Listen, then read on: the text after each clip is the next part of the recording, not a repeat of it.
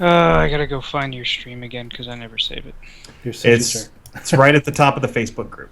Yeah, that's probably the best way to find it. Oh yeah, look at that. It is. All right, hold on. On Facebook and say Higher standards. standards. One of these weeks I'll get a different color headset. Nah, comes with time. Mhm. And we. Wait, when did you post it? I'll just bump yours. Okay, quick reminder, we're going live. Okay. Yeah. So how's my volume though? No, it's good. Okay. How's my keystroke volume? Still loud. Alright, we are live. Yep. We're live and people can hear us. Yes. Should be able to, yeah. I've got nobody on the chat just yet, unless you guys are already. I gotta turn this I'm off. looking at it. Do you see it? See all its glory? I put your names in 3D too. Ooh, fancy. I was like, But whoa. your name's not on there. No, I'm just keeping my the dragon thing. I'll just keep that as my name for now. Ah, okay. You're cool. I've got an icon. We should come up with icons for each person. Who's okay,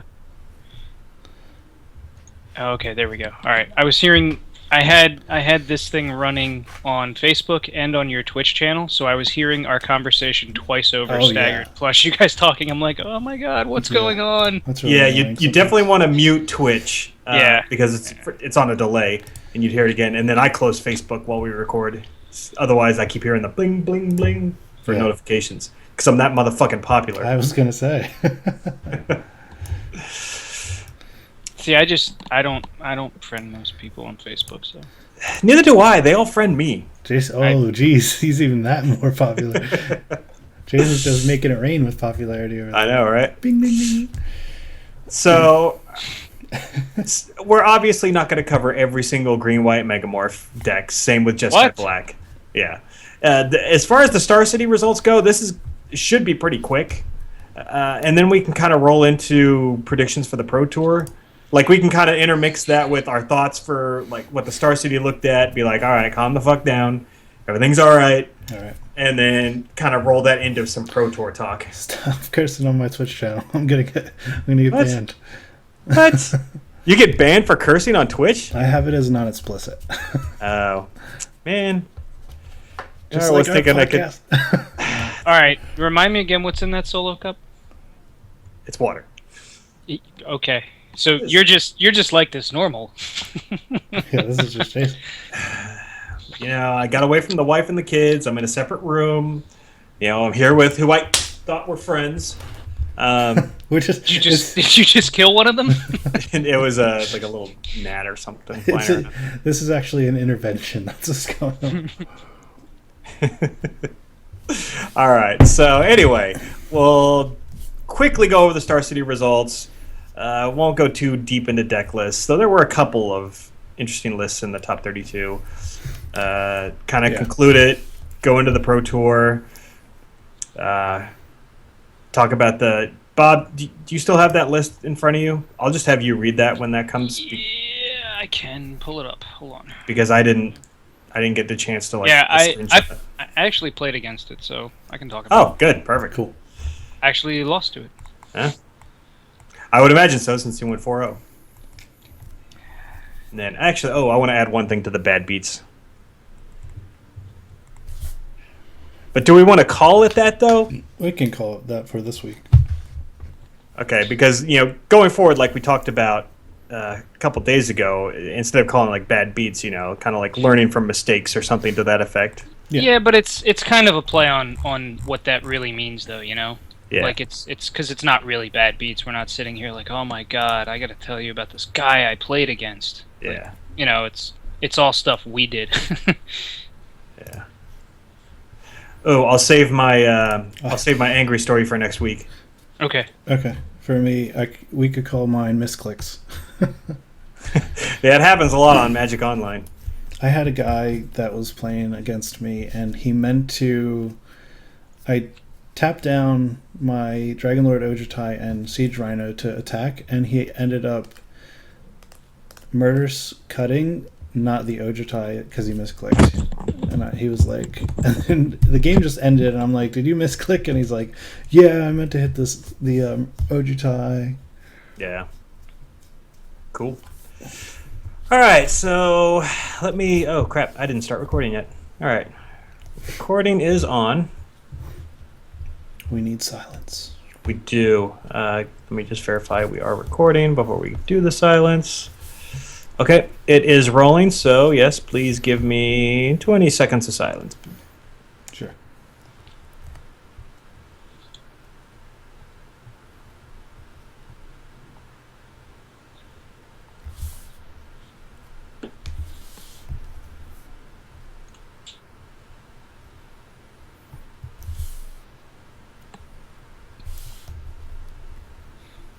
All right, that should be enough. Cool. So I got if people start following her, I've got a sound for it, and it's Navi from Legend of Zelda going, hey. And like if people, if people start following you. Yeah, if somebody on follows Twitch. us, it's going to come There's- up as a little thing, and it's going to go, hey. There's 3 people watching now. Yeah, that's you, me, and Jason. Yeah. No, I know. that can't be. All right. It doesn't even show you. I hate how this viewer list doesn't show who actually is viewing us. Oh, like if you click that, it won't show you people's usernames. It does. It shows me myself and you. And Oh. then it goes to it just refreshed the same. But Huh. obviously we know that Bob's watching, so Yeah. All right. it's weird. Maybe it's because I don't know. Anyway, so anything else before we get started? No. No, I think we can roll into it. Okay. And then we'll just kind of keep alternating as we talk about deck lists. But yeah, once we get past the top 8, I think there's only like 2 other lists to talk about. So anyway. How do you like the overlay before we start? Oh, I think it's great. All right, cool. Yeah, very cool. And all right, give me about 10 more seconds and we'll roll right into it.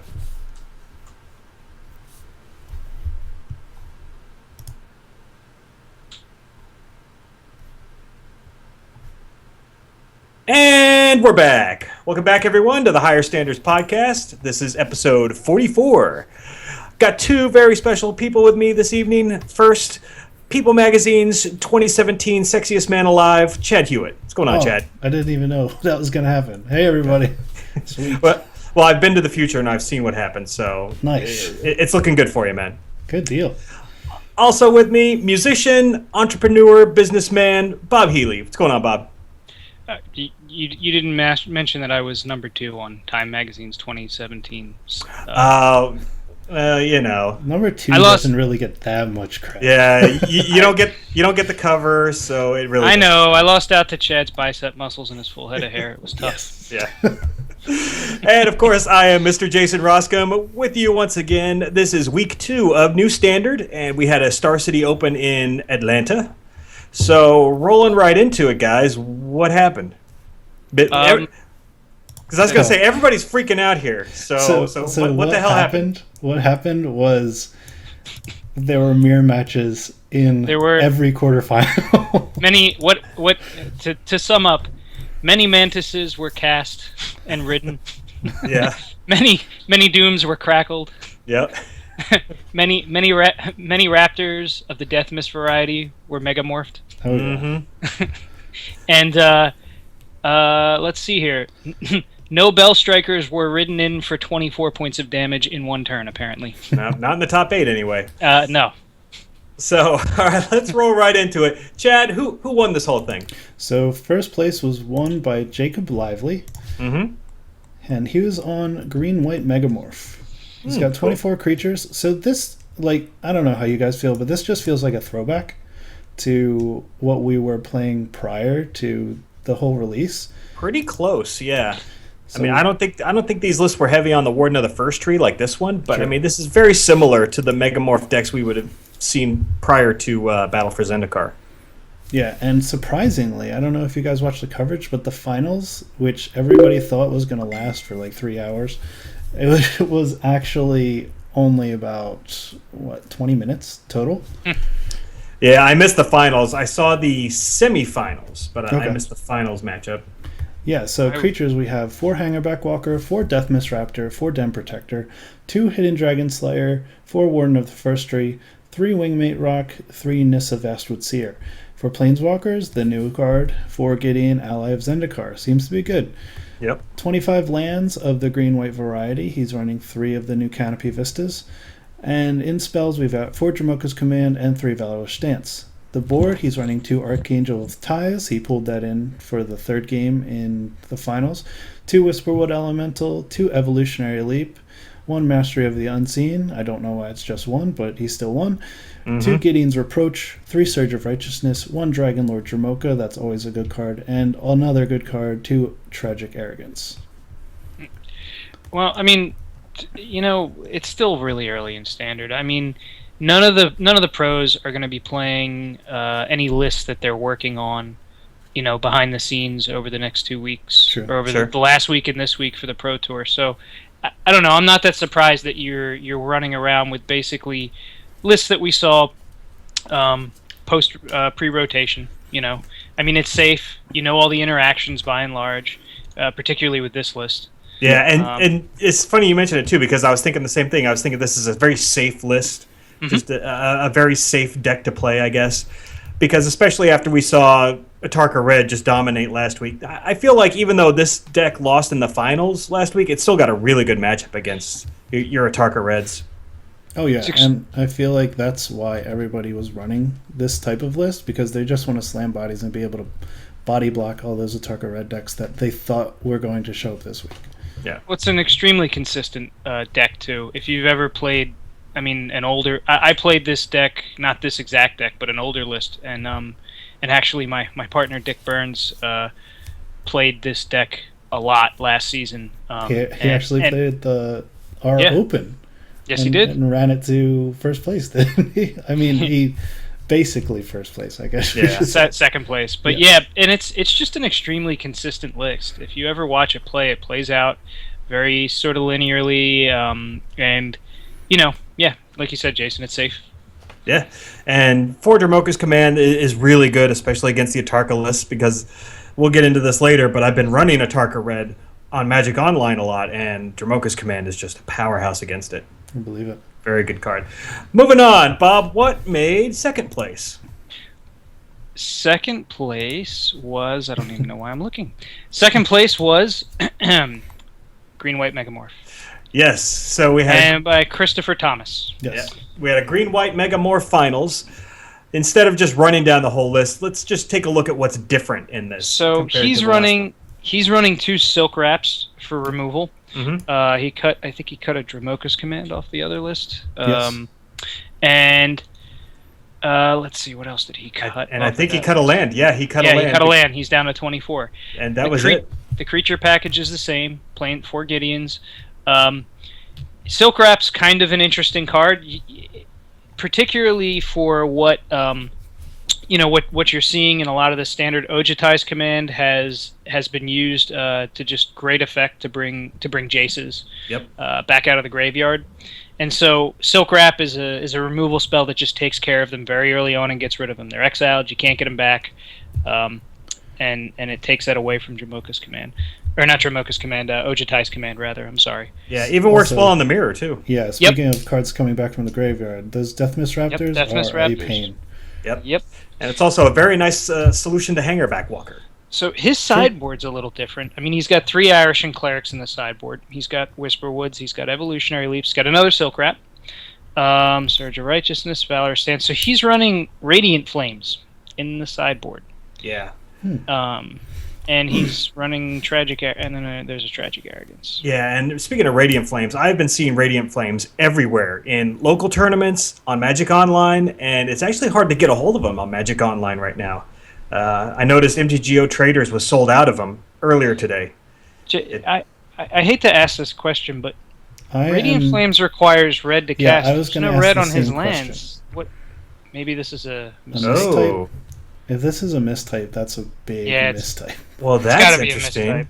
Because either there should be another, either there's a land in there that we're missing, like a Cinderglade, because he's got 4 Wooded Foothills Yeah, and 4 Windswept Heaths. So he could fetch for it. Yeah, or the Radiant Flame should be something else on the board. Huh. Okay. I'd laugh pretty hard if he meant to splash red and then forgot to do it at the last minute and forgot to put that one Cinderglade in there. Oops. Well, in any event. So yeah, very similar. Now, speaking of the sideboard tech, going back to Jacob Lively's list, he was running the Archangel of Tithes in his sideboard. And Chad, you said he brought it in Game 3? He did. And did that make the difference? it was definitely a target early on. I believe he was able to Valor stance it. So he put it out, and Christopher saw it immediately. He wasn't able to Valor stance because he had it that turn, but if this would have been out any longer, with Christopher with so many Hangerback Walkers, he wouldn't have been able to pay for it at all. Yeah. Okay. So I'm just curious if that's what made the difference, because looking at the two lists, you'd think that Christopher Thomas would have a slight advantage because he's running those Silk Wraps. Mm-hmm. But yeah, I'm sure Jacob just played better, got better draws, and that's why he won. I mean, the 3/5 the 3/5 body is pretty substantial on that for 4. I mean, it's a 4-drop that tangles with Siege Rhino, and which didn't do anything for this matchup, but just in general, I mean, I like it in the sideboard a lot. Yeah. Yep.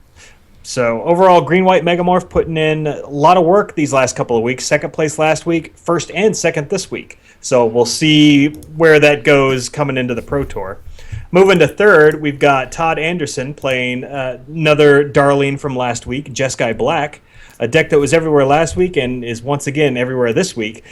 Todd's got a far different build from most of the ones we saw last week, so I'm going to run down the whole list. All right. He's running 4 Manus Riders, 2 Monastery Mentor, which I don't think I saw on any list last week, Nope.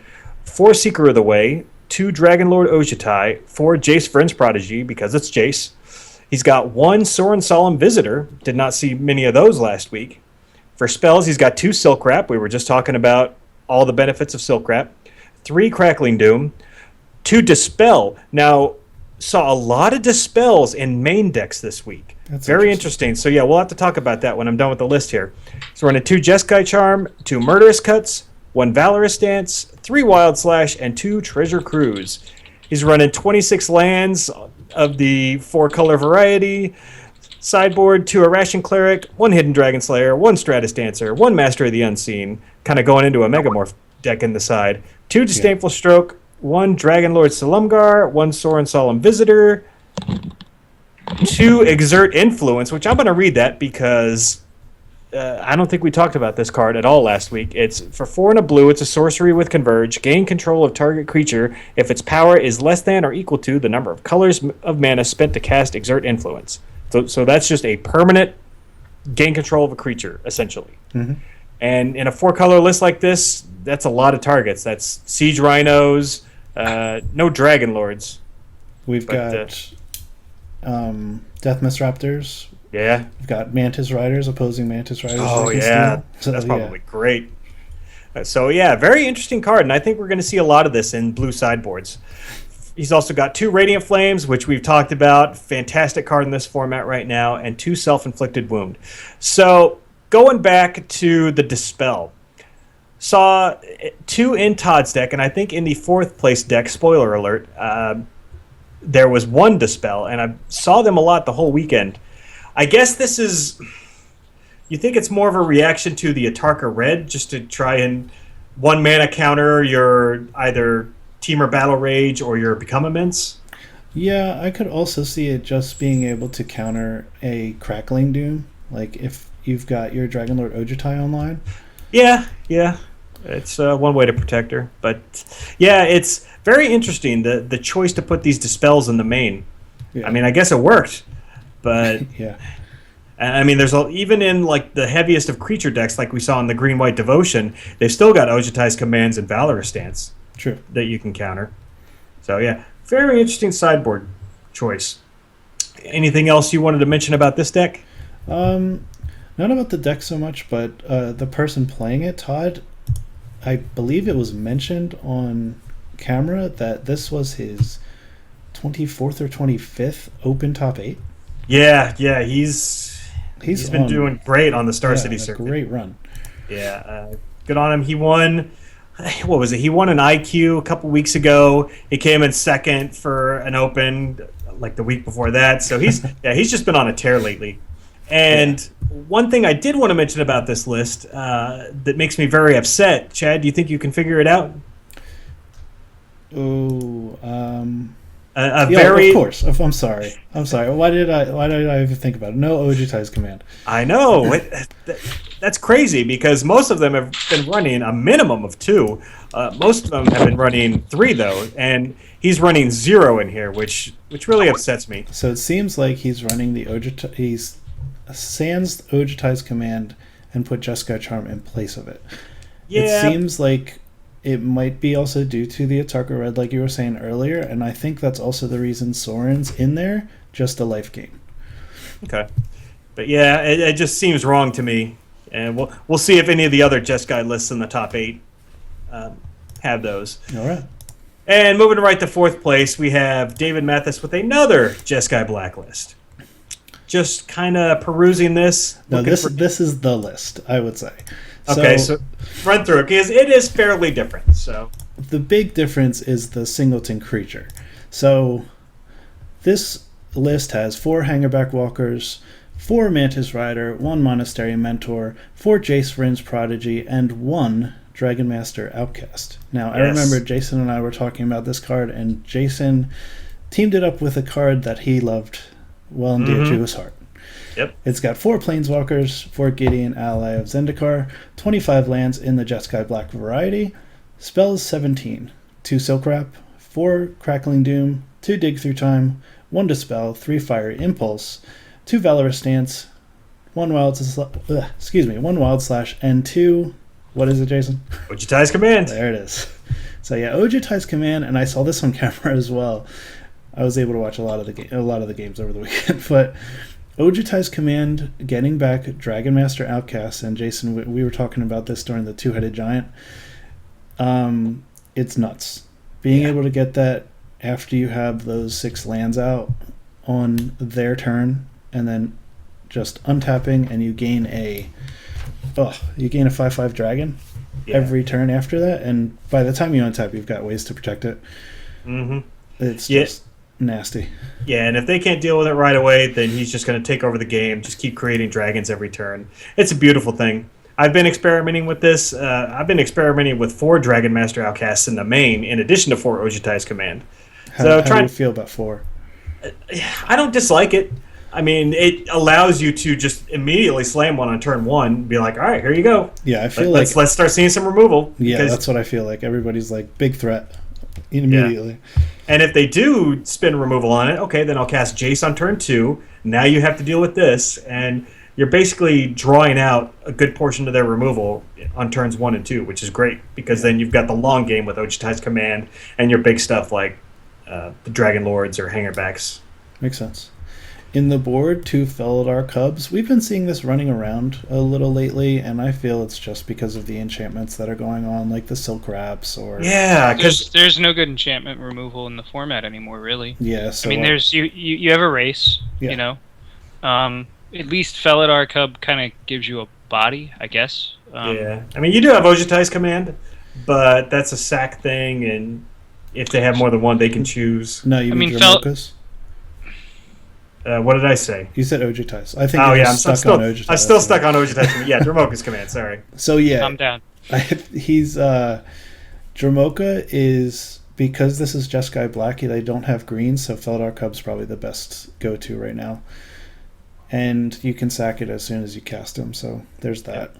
He's got 2 Disdainful Stroke, 1 more Dispel, 2 Horrible Awry. I've seen this being played a lot, and it's getting a lot of talk because of the fact that it exiles. Yeah. 2 Surge of Righteousness, 1 Tassiger the Golden Fang, 1 Exert Influence, as was seen in the last deck, 3 Radiant Flames, and 1 Tragic Arrogance. Yep. And we talked about Surge of Righteousness. I can't remember if we actually mentioned this on the show last week or if this was just during the week in testing, but yeah, Surge of Righteousness is such a great sideboard card right now. Well, particularly against a Tarka Red, because everything works on the back of a creature, basically, Yeah. with that deck, and you just removing them and getting some incidental life gain really hoses that deck sometimes, particularly when they blow their hand. Yeah, but it's also got a great game against the Jeskai Mirror. You've got other relevant black targets in Abzan. Yep. Yeah, yeah. Kill Siege Rhino. Yep. So it's a pretty fantastic card, and I heard during coverage at the Star City that tables were sold out at Surge of Righteousness as everybody was trying to get a hold of these. Nice. I mean, You it's got still it's still just a 50-cent uncommon from Dragons, but it's a fantastic card. I went through bulk, which we do in our store on a daily basis. I spent the weekend going through a bunch of 3 rows and 5 rows full of bulk that we buy. And when it would come to, standard stuff, I was just pulling every Surge of Righteousness I could get my hands on out of that bulk. Nice. Yep. All right, moving on to 5th place is our friend Tom Ross. Who's going to cover his deck? Okay, so Tom Ross was playing Bant Megamorph. So somewhat similar list to Green-White Megamorph. 4 Hangerback Walkers, 4 Death Misraptors, and 4 Dem Protectors. Yep. 2 Hidden Dragon Slayers, so this is pretty similar to Green-White. Stratus Dancer, so there's our first blue card. Yep. That's the 1 in a blue. Megamorph for 1 in a blue, flying 2/1, and when you flip him up, you can counter an instant or sorcery. So Pretty good. good card. Yep. 4 Warden of the First Tree, 2 Wingmate Rock, and 3 Nissa Vastwood Seer. He's got 3 Gideons. He's got 25 lands, basically in the green-white variety. He's got 4 Flooded Strands in here, and 2 Lumbering Falls, and 2 Prairie Streams. So he's pulling his blue off the Lumbering Falls and the Prairie Streams, basically. On the side for spells, he's got 3 Silk Wraps, a Dispel, and 4 Dramoka's Commands. So the sideboard's what's kind of cool with this deck, because really, and you're seeing this a lot. You saw Brian Braunduin do it last week, playing Abzan Blue, quote unquote, where he was basically splashing blue for his board mostly. I don't think there were any blue cards in the main deck, and a lot of decks that don't get to play blue are doing this now because of the mana base. They're taking advantage of blue's counter magic and draw cards too. Yep. So in the sideboard, he's got 2 Arishan Clerics, he's got a Stratus Dancer, 2 Evolutionary Leaps, and Mastery of the Unseen. So here we go. He's got 2 Disdainful Strokes and 2 Dispels, which is a pretty powerful package in toolbox in your sideboard to have. Oh yeah. Surge of Righteousness, 2 Valor Stance, 1 Kiora, and an Island. And I like this. I like sideboards that have land. A lot of people don't do that, Yeah, it's not your first thought when you're building a sideboard. That's for No, sure. it's not. But you can do that. You can people don't think about that. Just fix your curve a little more. Yep. Yeah, because if you're bringing in Helps you all get these there. blue cards, so very cool list. It's a shame he didn't go farther, but I guess the other decks were a little bit more consistent, not having to have the blue. Yeah. But I'm sure that the blue splash helped him throughout the day between the Stratus Dancer and the Dispel on the main. Yeah, I feel like the Stratus Dancer is very well suited in this deck. Being able to counter and get back a Death Misraptor is pretty intense. Yeah, and it seemed like the only sacrifices he made was he took out a Gideon and he took out a Wingmate Rock from the green-white builds. Yeah. So that's that. Next is another green-white Megamorph in 6th from Brad Carpenter. This looks like the exact same list. Okay, this is the exact... Well, actually... Instead of Silk Wrap. Yeah, it's exactly like the second place list, but instead of Silk Wrap, we got Stasis Snare. Which, Yeah. either way, yeah. I feel like Stasis Snare is more well suited. It's just Silk Wrap you can get down a turn earlier. Yeah, now his sideboard is pretty spicy, particularly one card. So he's running 3 Archangel of Tides instead of the 2 that the first place list was running. But he's also running 4 Lantern Scouts, which I think is fantastic. You want to read that for all the listeners out there? Yeah, Lantern Scout is an ally, one of the new allies from Battle for Zendikar. It's 2 and a white, and it has Rally. Whenever a Lantern Scout or another ally enters the battlefield under your control, creatures you control gain lifelink until end of turn. So how does this work in this deck, Jason? Well, you get a board full of guys like Hangerback Walkers, Death Misraptors, Den Protectors, basically just a bunch of small bodies. Drop Lantern Scout, give them all lifelink until end of turn, and swing in. Nice. It allows you to attack and not worry about the crackback for one turn. Sure. I also like Yeah. the inclusion that Gideon is activating this every turn. if you Oh, make that's an right. ally. Yep. So yeah, you do get that recursion, even if because obviously there's not many allies in the deck. There's really only the Lantern Scout, but Gideon does keep producing allies. So So it's a little running a full 4 in the board almost seems like you want to run at least one in the main. Do you feel the think? same way, or is this I feel just like a straight up like red deck play against red deck? Yeah, I feel like it's his answer to the aggro matchup. Okay. yeah, I don't think it's necessary because he should already have a decent matchup against aggro, but that's just kind of icing on the cake. That's how he knows he can kind of get over the top from those lists Gotcha. and not have to worry about the 16-point crackback if he attacks with everybody. True. Moving to 7th place, we have a slight variation of Jeskai. Instead of it being a Jeskai Black, we've got a Jeskai Dragons. Chad, what do we got? This was played by John Holland, and he's got 17 creatures: 1 Dragon Master Outcast, 4 Mantis Rider, 3 Soulfire Grandmaster, 4 Thunderbreak Regent, 1 Dragonlord Ojutai, and 4 Jace Vryn's Prodigy. In Planeswalkers, not counting Jace, is 2 Gideon Ally of Zendikar, 1 Sarkhan the Dragon Speaker. Haven't seen him in a while. Yeah. 25 lands of the Jeskai variety, and in spells we've got 2 Dig Through Time, 4 Draconic Roar, 2 Jeskai Charm, 3 Ojutai's Command, 2 Valorous Stance, 2 Exquisite Firecraft. So, yeah, it seems like this deck is basing a lot off of going early and then having Soulfire buyback. In the sideboard, we have another Dragon Master Outcast, 1 Mastery of the Unseen, 2 Disdainful Stroke, 1 Dispel, 2 Fiery Impulse, 1 Negate, 3 Surge of Righteousness, 3 Radiant Flames, and 1 Roast. Yeah, it seems like a deck that that can attack from a lot of different angles. Yeah, it's got early game covered, mid game covered, late game covered. Yeah. Takes advantage of Draconic Roar, which is in a pretty good position right now. Oh yeah. With the loss of Lightning Strike, Draconic Roar is really the next best burn 2-drop spell. removal. Yeah, and then a couple of Exquisite Firecrafts is nice too. Oh yeah. But yeah, this deck seems really solid. So the last deck on the list was Jeskai Black again, piloted by Aaron Barrich. And so this actually has a couple of different pieces to it. So it starts out different. It's got 2 Abbot of Carol Keeps, Yep.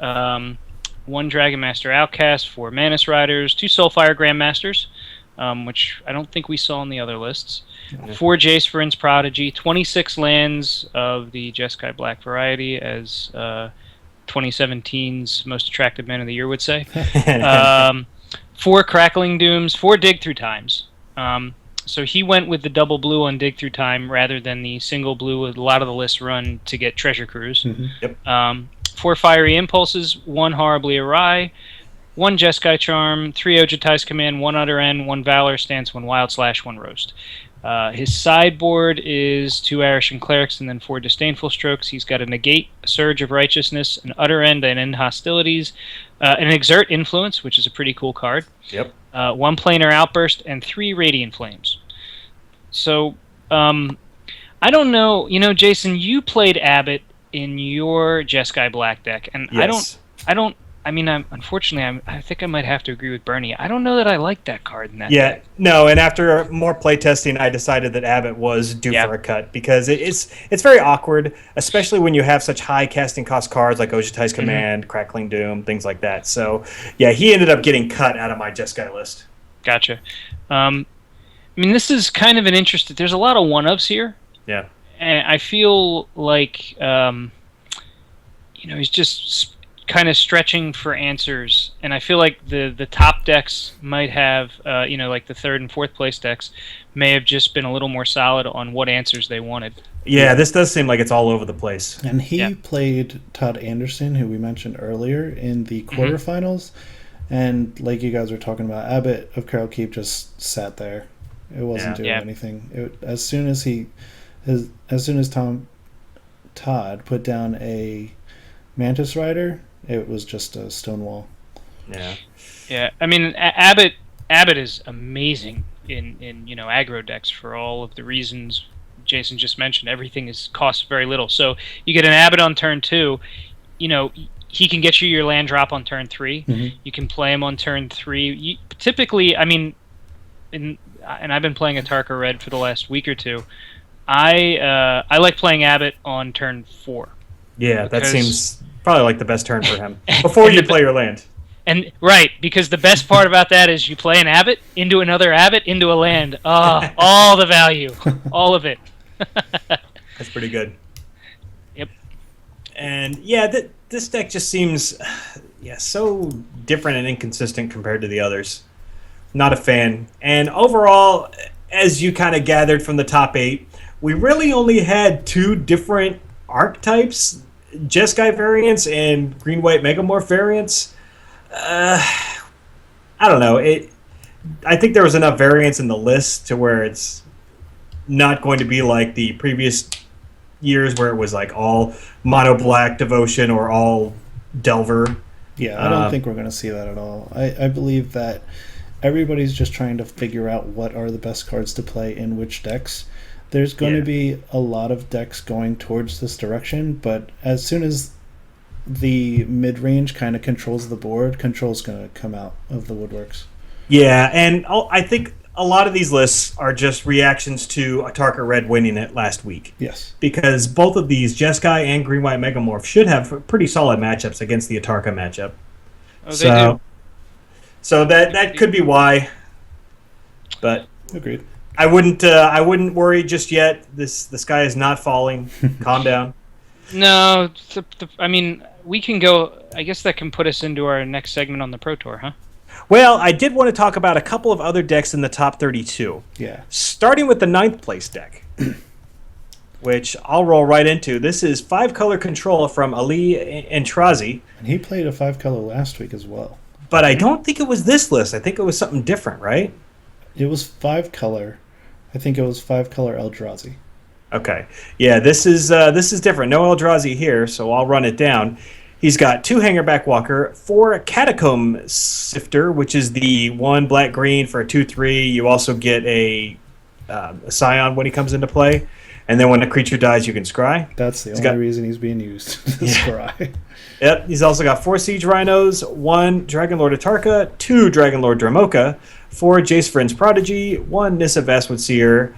Planeswalkers, he's just got 1 Ugin the Spirit Dragon. And spells, he's got 4 Abzan Charm, 2 Dig Through Time. Never thought I'd see those in the same deck. Abzan Charms and Dig Through Times.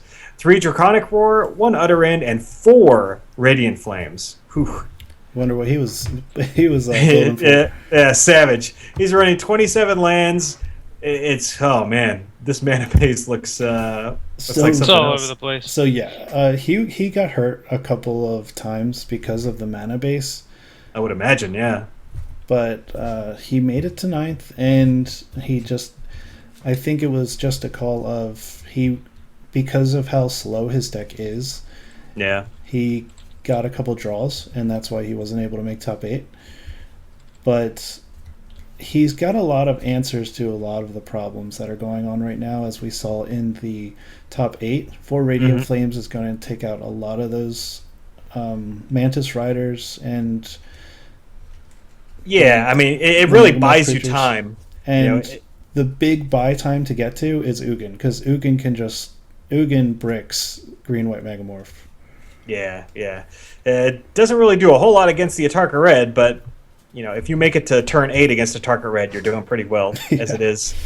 So yeah, this looks really fun. It looks like you probably have to play really tight, and you have to really think about your land drops and do all your land sequencing in the exact perfect order to make it work. Yeah, so land is going to be a big thing, and also with the Catacomb Sifter, being able to know which creatures to block with so that you're going to be able to scry more often Yeah. is going to get you to the cards you need. Yep. Yeah, the land situation here plays very similar to 5-color Bring to Light, which I've played. I think you played, Jason. I know Chad's played some.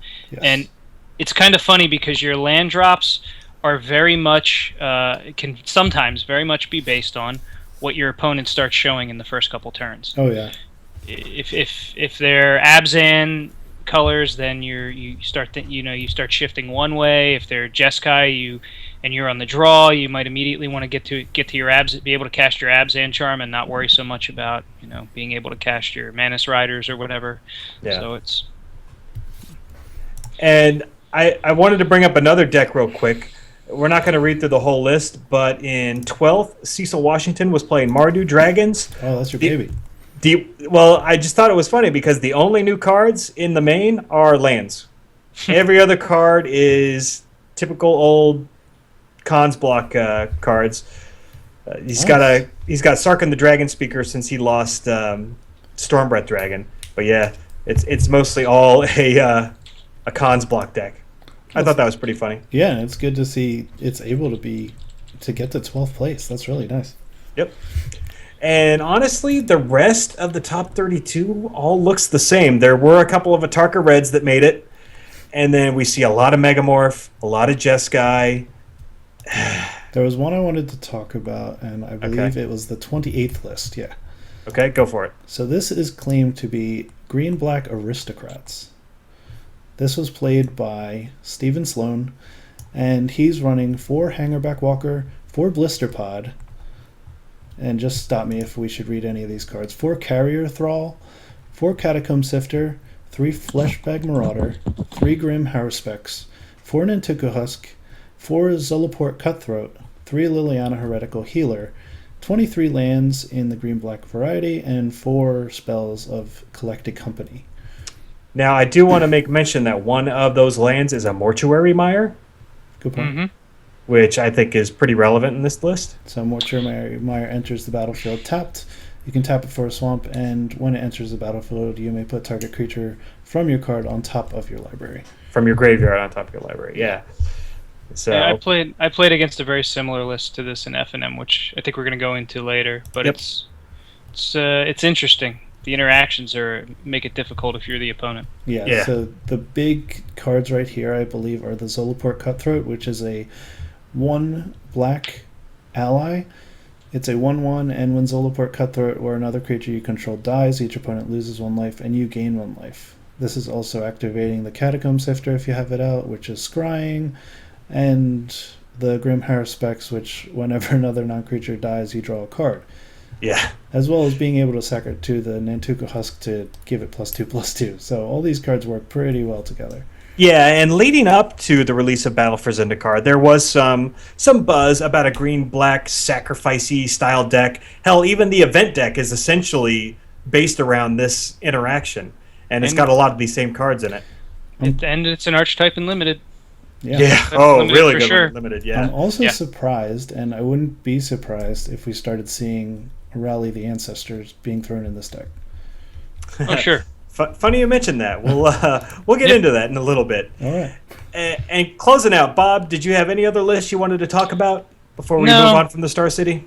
I don't think so. I think most of these lists. There's an Atarka Red down here, 31st, Abzan Red. I think most of these lists are what we've seen in the previous season, by and large. Other than obviously the one we just went over, which would not have been possible without Zulaport Cutthroat. But even that list we've seen. We've seen a Collected Company list before. So nope. All right. Nothing I want to talk about. And again, it all looks really safe. And as soon as we had the top 8 lists posted for the Star City, everybody was freaking out.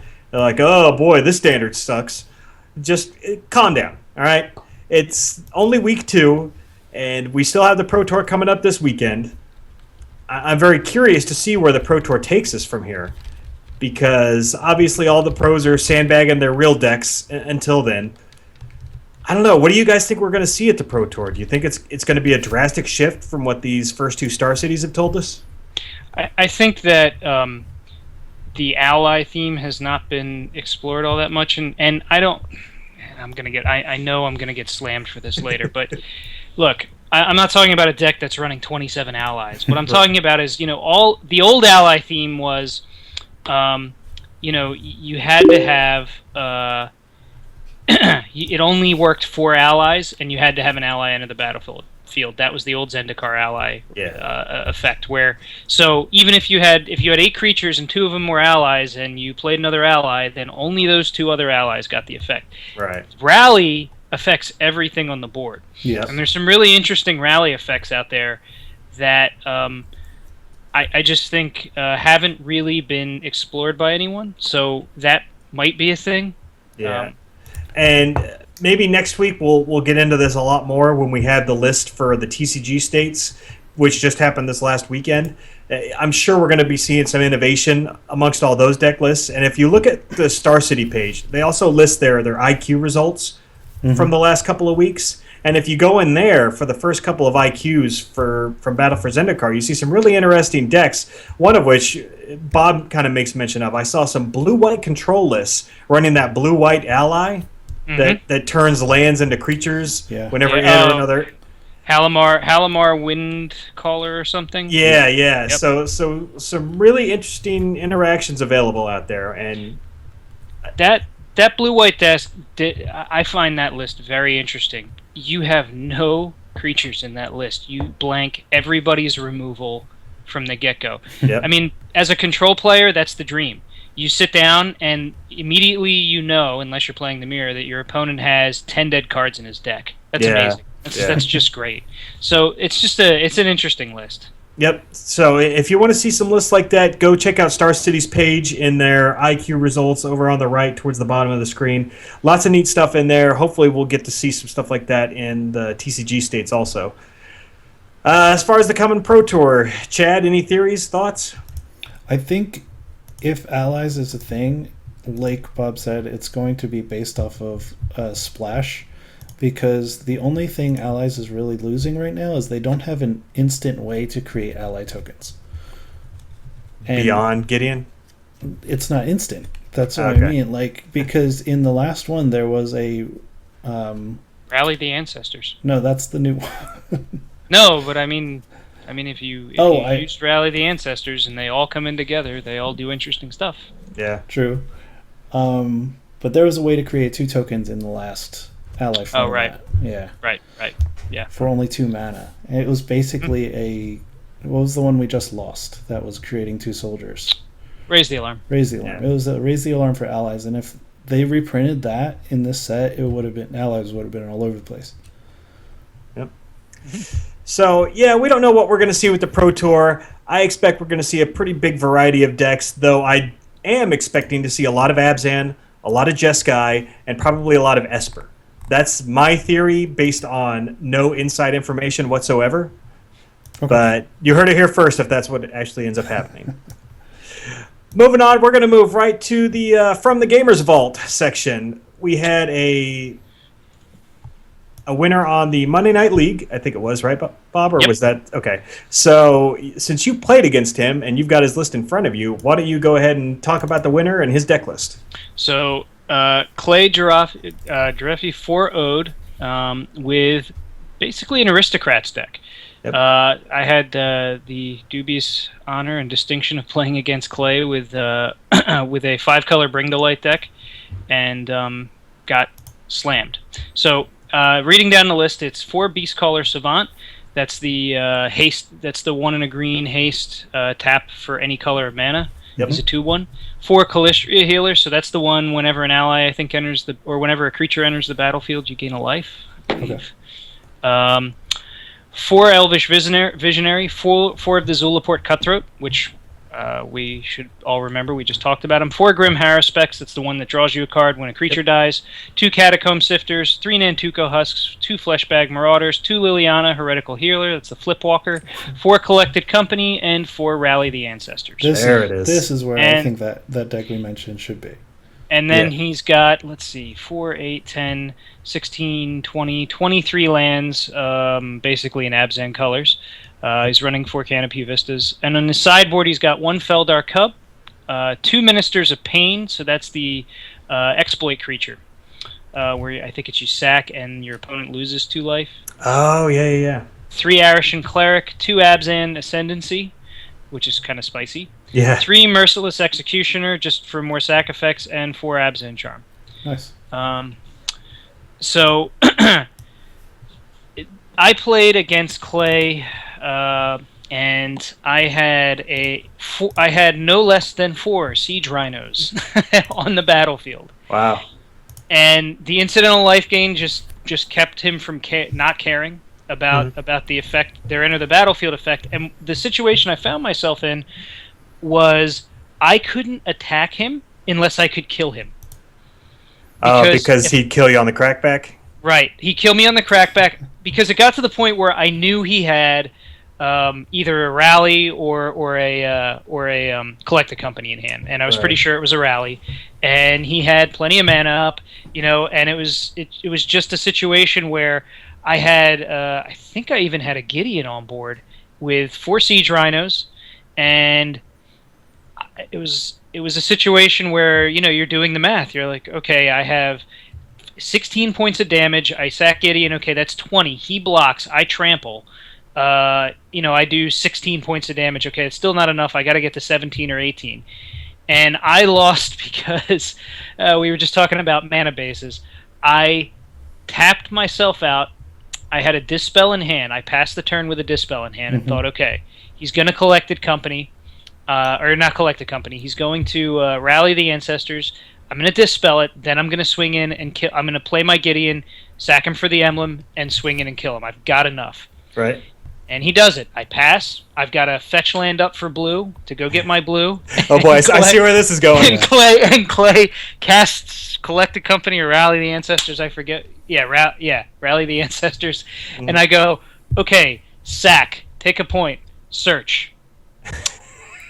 And I have so I certainly have blue in the deck, but I don't have 2 basics out. And I go, I just look at Clay and I go sack, search, and Clay says Dispel, and I said Prairie no, Stream. play it. I said no, Prairie Stream, and it resolves. Wow. That hurts. Yep.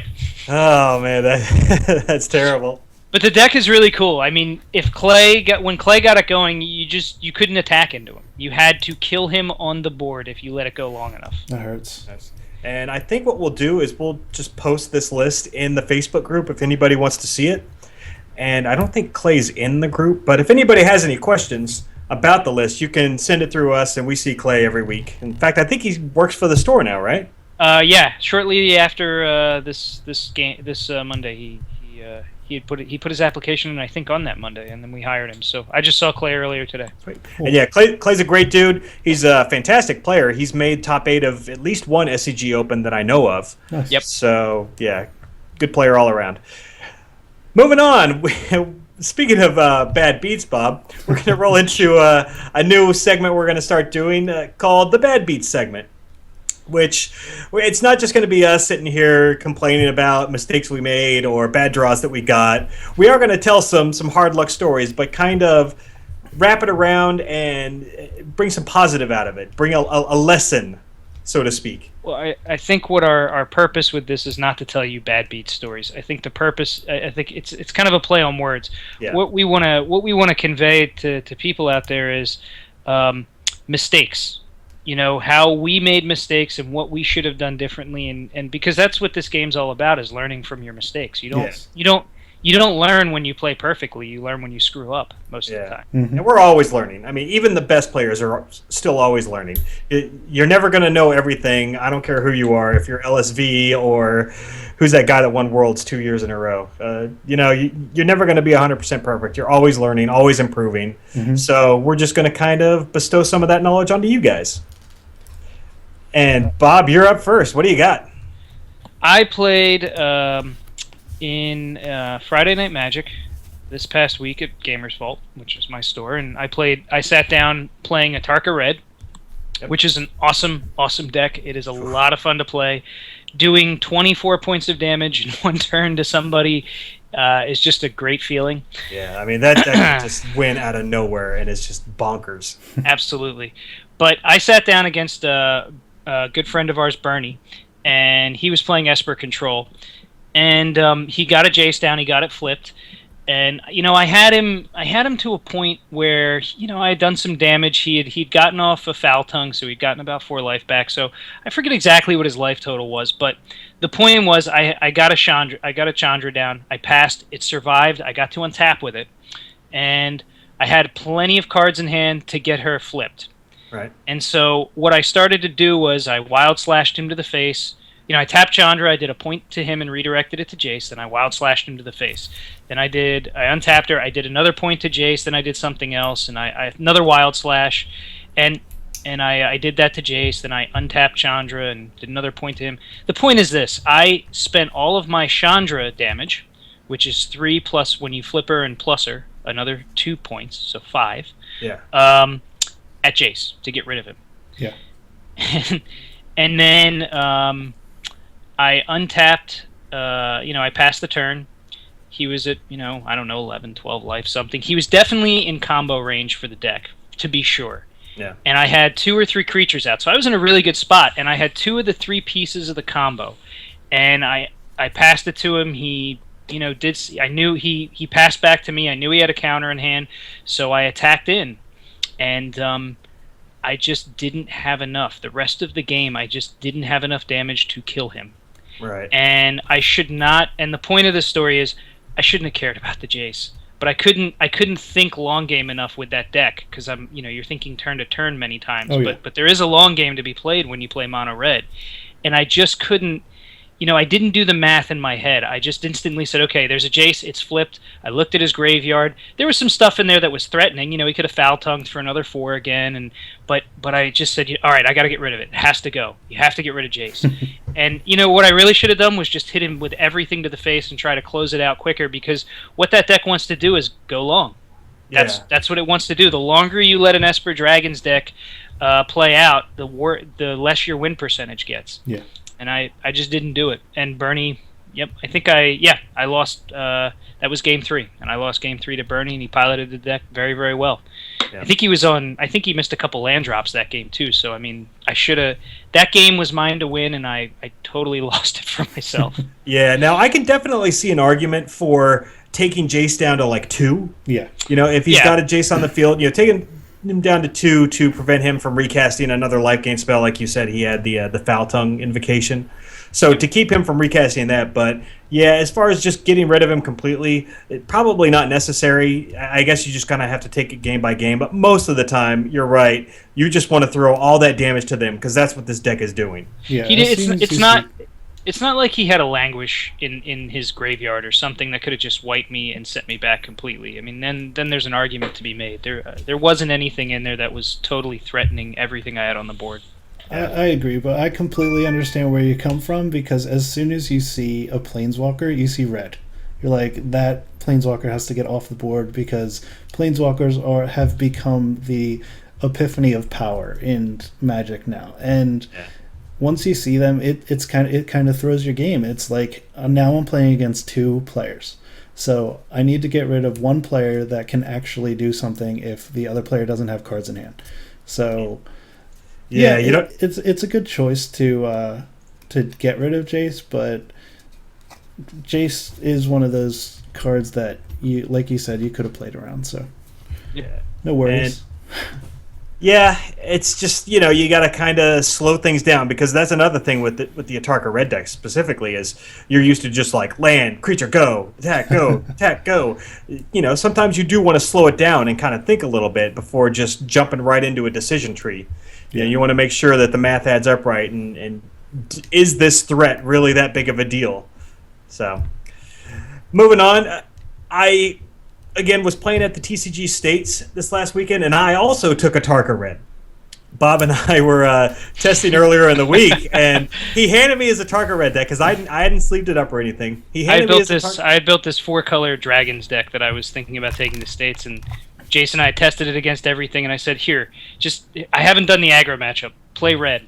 Yeah, and oh my god, that deck felt so good. What did you do?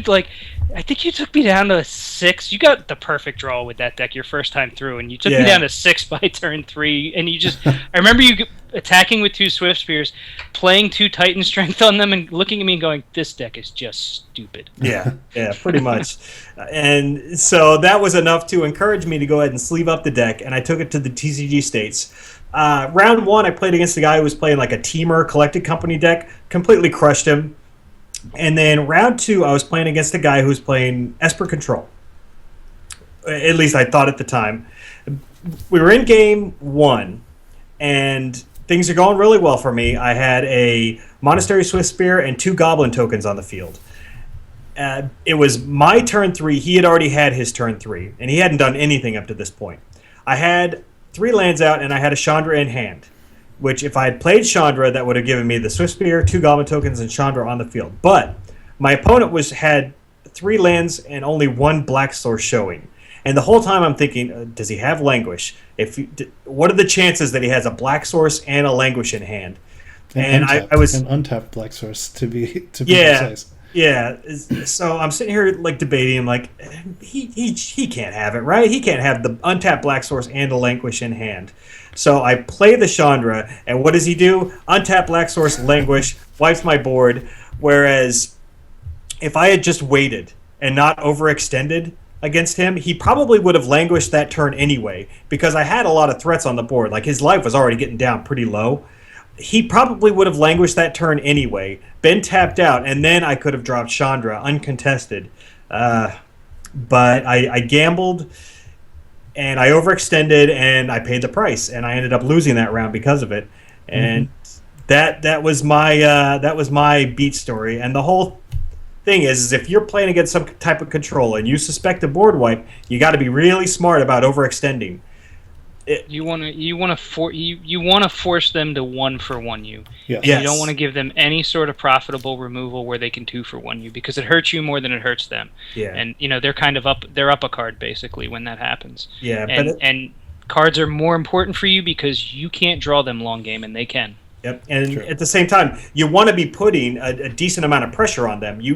If all you do is just play 1 Zergo Bellstriker and think you're just going to attack with him every single turn until you force your opponent to cast a removal spell, you're not going to win that game. I mean, you want to put a little bit more pressure on them than that. What do you think you have? Eidolon of the Great Rebels? That's gone. Get it. Oh, yeah. So, you need to be able to, again, both put on pressure and conserve your resources and not open yourself up to just a complete blowout from a board wipe, be it a Languish or an In Hostilities or whatever, or Radiant Flames, which we're seeing a lot of now. Yes. We must have mentioned that card in a dozen sideboards already today.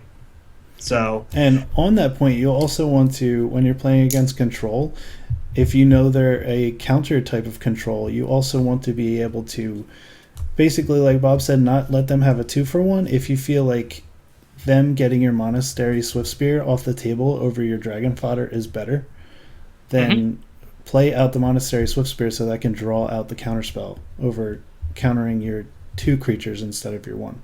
Yep.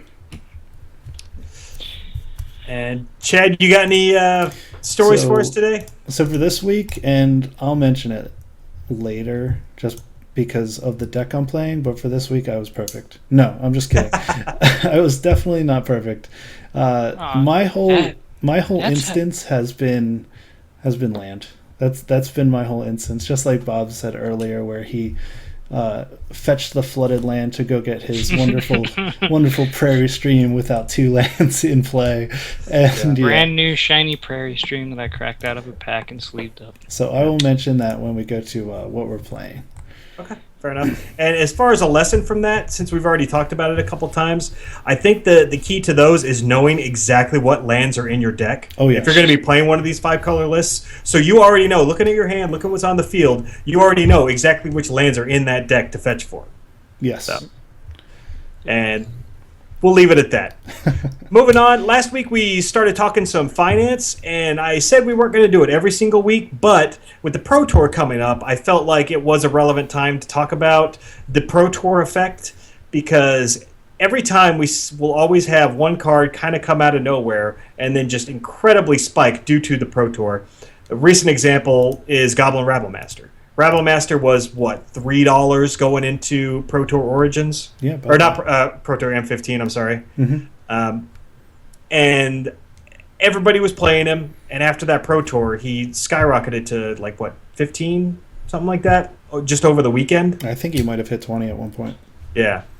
So, and you see that almost every Pro Tour. We kind of had it with Hangerback Walker with Origins, even though he was already starting to pick up some steam even before the Pro Tour. But it's something to watch out for, and if you're somebody who is doing some like amateur speculating, if you're speculating on anything that's going to spike in the Pro Tour, the time to do it is like today, like as you're listening to this, if you're listening to this on Tuesday or Wednesday, because if you try and place an order on Thursday or Friday for a card that's about to spike, it'll get canceled. Okay, if you're listening to this driving, pull over, open up your phone, and order these cards. Yeah, because at least if you're doing it from like a TCG player or an eBay auction or something, they'll just straight up cancel it because they know they can get double the money if they just cancel it and relist it. And if you are on TCG player, buy from Gamers Vault first before any other. Yeah. We would very much appreciate that.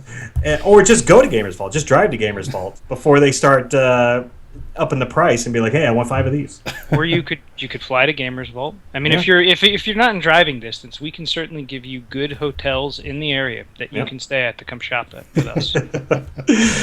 So, you guys got anything as far as like potential price spikes with the Pro Tour? Any cards that are on your radar that may kind of come out of the woodwork? Yeah, I've got one, and I'll bring it up for everybody to see as well. Evolutionary Leap. That card was seeing so much sideboard play in the green-white Megamorph in basically every what am I talking about? Every deck that was playing green, and the coverage team didn't stop talking about it.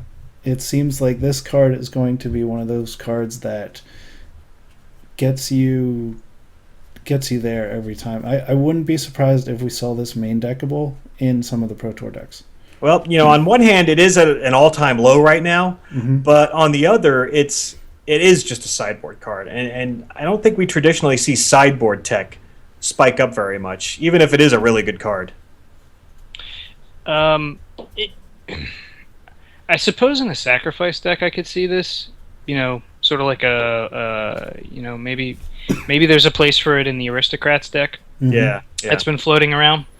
I mean, who knows? Look, the cool thing about the Pro Tour, at least for me, is watching people who are really way better at this game than I am break the format in half, and take interactions that people just didn't even think about, and make them a thing. Yeah. So it's really hard to say. I think your staples will always be there. I mean, Den Protector spiked up because of this past week, and I think that's probably a safe bet. Not to buy now, but I mean that card will see play. Jace will definitely see play. Though he's gone down a little bit since that $80-something price spike. He's now only around 75-ish. Yes. And it's funny you mentioned Den Protector too, because Den Protector had a huge spike over just this last week from like 9 or 10 all the way to 16. Big winners: Den Protector, Ojutai, Dramoka's Command went up some too. Yep, and I think Den Protector is not a card I would want to be buying into right now, though it's a fantastic card in Standard. It has essentially zero Eternal playability because you've already got Eternal Witness, which is just a far superior card. True. Yep.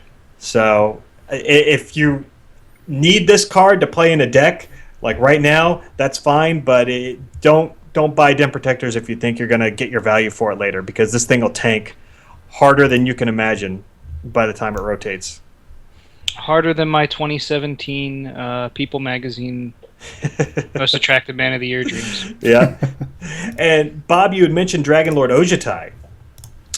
Seen a considerable spike over this last week, right? Card's good. Yeah, went from about 17 to 27.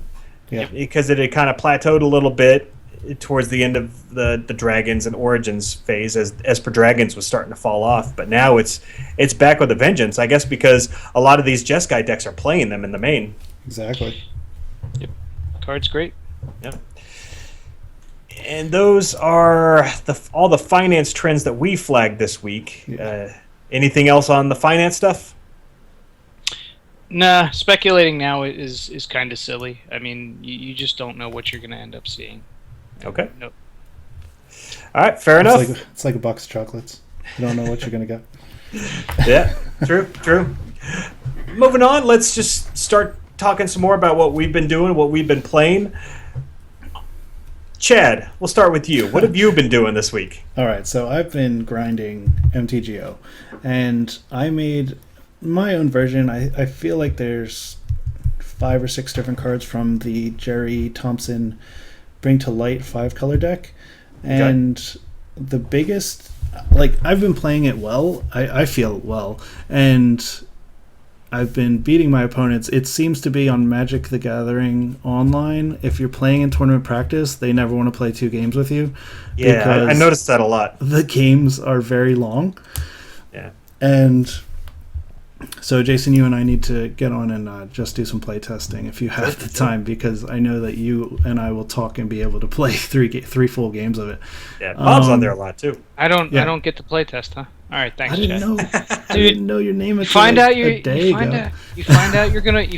gonna win some special thing 2 years from now, and your head's already getting big. That's what it is. I don't want to compete with the second place person. Anyway. Oh, all right. Now we're definitely playing. Wow.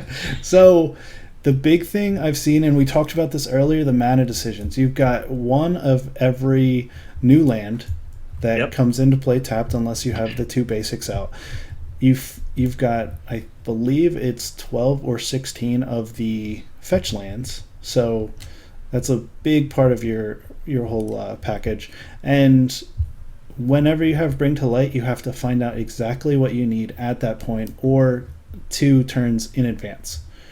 Like, if everybody wants to just slam Siege Rhino, but if that card's going to die, I have Dragonlord Ojutai in there, so I'd much rather grab that. There's a lot of different variants that the deck brings. You're able to combat Atarka Red, especially post board, because of the fact that I'm running 3 Radiant Flames in the board, and you get to be able to it's just an enjoyable game to play, because you're playing with every card in the color pie, and you're basically playing with every good card. Yeah. Cool.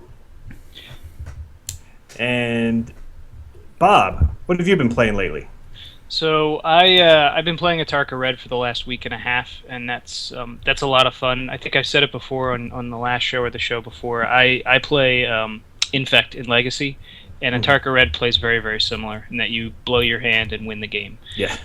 So it's a lot of fun, and like I said, 24 points of damage in a turn is just, the look on some people's face is just very, very enjoyable with that deck.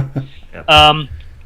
But I am that's kind of old trusty that sits in your deck box and never gets disassembled. Your red deck, so it's always there to go back to.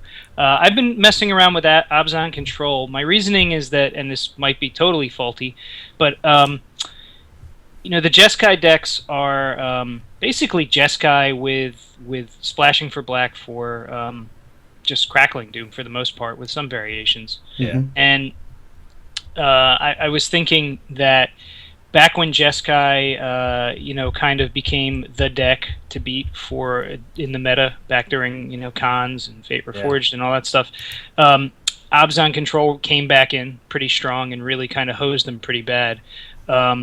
So, I said, okay, well, let me see if I can put that back together with some of the new cards that we have.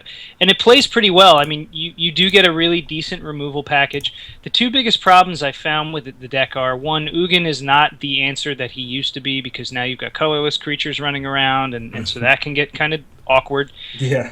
But the biggest issue with the deck that I found is it doesn't win. Like, you can grind yourself into oblivion. You've got Den Protectors, you've got a ton of removal. In the deck I built, I'm playing kind of Den Protectors and Death Mist Raptors, so I mean, you can just go on and on and on forever. But there's no Elspeth to get to just run away with the game. I've tried Ob Nixilis, and I've tried Gideon, and Gideon's kind of, I hate to say this, a poor man's Elspeth. You can make 1/2/2 token every turn. Yeah. So the deck. It's got a lot of staying power versus a diverse amount of decks that it faces. It just has a problem getting there at the end of the day. Okay. So How's Obnixilis been for you? he's all right. I mean, he's very often a 5-drop removal spell. That's what he ends up being. And then if you kind of get to draw your card next turn, it's a bonus. But he has not. I don't want to say he's underwhelmed. I haven't played a ton of games with this deck either. So I think in a more controlling matchup, if you land him, he's a big deal because now you've got card advantage on your side. Yeah. So we've got the Star City Games states coming up this weekend. Are you going to be playing in those? I know you missed the TCG last week. Yeah, I think I'm going to try and make it. All my family stuff permitting, I'd like to go. I have no idea what I'm going to play. All right. Well, we've got all week to test and figure it out because I am going. And I also played, as I mentioned before, in the TCG states. It did not go very well for me. Like I said, I won my first round, and then I lost 3 rounds in a row. A lot of that is attributed to the fact that it seemed like everybody was ready, like more than prepared for the Atarka Red matchups. A lot of guys running Radiant Flames in the main. A lot of Jeskai, a lot of Mardu, surprisingly, but they were all running your Soulfire Grandmasters or your Seeker of the Ways. So that early life gain, ton of removal, just very solid decks against the Atarka Red matchup, which is fine, which I'm glad to see because I was kind of worried that the Atarka deck might just kind of run away with the format for a while. But besides that, I have to tell one story. I played at a Modern tournament on Thursday, and I played my Turbo Time Walk deck, which is essentially infinite turns, splashing the new card, Part the Water Veil. And that card was fantastic, and I'm going to be adding more of it to the deck. I ended up going 3-1, won 10 packs, got a whole bunch of good pulls from that. Nice. Yeah, and in round 1, sat across from my opponent, a guy I'd seen around the store before, but I could not remember his name for the life of me. And we sat down, we started talking as we're shuffling up, and he's like, "Your voice sounds familiar. Are you the guy from the podcast?" I'm like, "Yes." So got recognized in Gamers Vault from the podcast, which is pretty cool. Nice. And shout out to your name. I cannot remember. I'm terrible with names. You're horrible. I know. I'm very sorry. Guy about that. finally tags you, and you just wow. Yeah. If he was, well, he's not a fan anymore, Jason. Yeah, probably not. Say that right now. I am senile, so that's probably why I forgot. I'm old. I'm almost 40 for God's sakes. But besides that, I did not get to really play an FNM. I went to FNM, but I had to leave early, so I dropped after round 2. I had beat my round 2 opponent, but because I knew I had to leave, I gave him the win. I said, "Look, dude, I got to leave, so take the win. Good luck through the rest of the tournament," and then I had to go. So this week, I'm probably going to be playing again on Thursday for Modern, Friday for FNM, and definitely playing at the SCG States. As far as what I'm going to play, I'm pretty much in the same boat as Bob. Have no clue, but hopefully we'll figure that out this week. Let's just go play Jeskai. Let's go play Jeskai Black. Just go ahead. No, the pro play is to not tell anybody what you're going to play when you really do know what you're going to play. Well, no, see, I'd rather be I'm more not like a pro. Yeah. Besides, I'd rather be like Jerry Thompson. Be like, "Look, this is my deck. This is what I'm playing this weekend. Come at me." I'm just Come at me, bro. Yeah, I'm just not that smart or have anything figured out yet. So speaking of events, though, Gamers Vault is going to have a really big standard open event in November. Yes. And it's I think it's November 12th, and you can sign up online. But it's our second in our open series, so I know Jason will be there. I think Chad might be there, maybe not.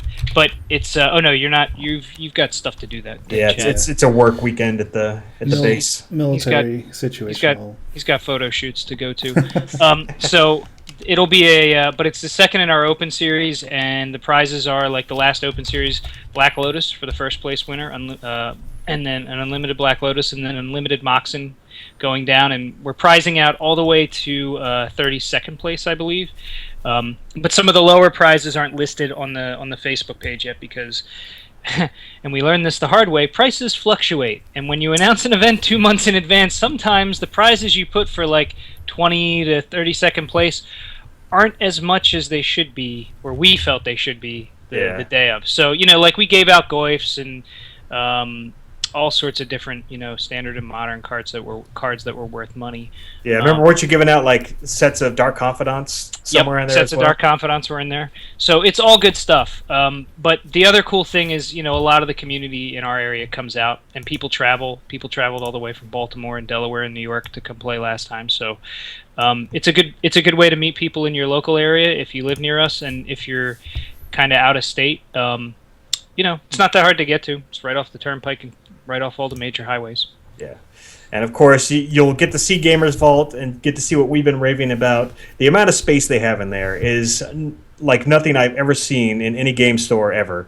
It's because we close it down and play wiffle ball when everybody goes home. Yeah, that's what it is. It's like a big double racquetball court. But yeah, it's a fantastic store. You guys should come out. The price support is more than worth it. So yeah, and I just wanted to bust into one other thing real quick while I've still got it on the brain. I just booked my hotel for Grand Prix Pittsburgh, which is in November, the week after the Open, I believe, at Gamers Vault. Nice. So I will be at Grand Prix Pittsburgh. It is a modern GP, but I will be there, and it's the last GP of this GP season where you can get the Grizzlebrand promo and all that. So it should be a good time. I'm rooming with Matt Hoover from Cast from Exile and Aethercast. He's an interesting guy, but I like him. And yeah, if anybody else is going to be there, by all means, look me up. And Bob, I know you had mentioned potentially going. It's just going to depend on my schedule. I might go. Yeah, cool. So that's it for that. Guys, final thoughts? Anything else you want to talk about before we close it out? How about our contact info?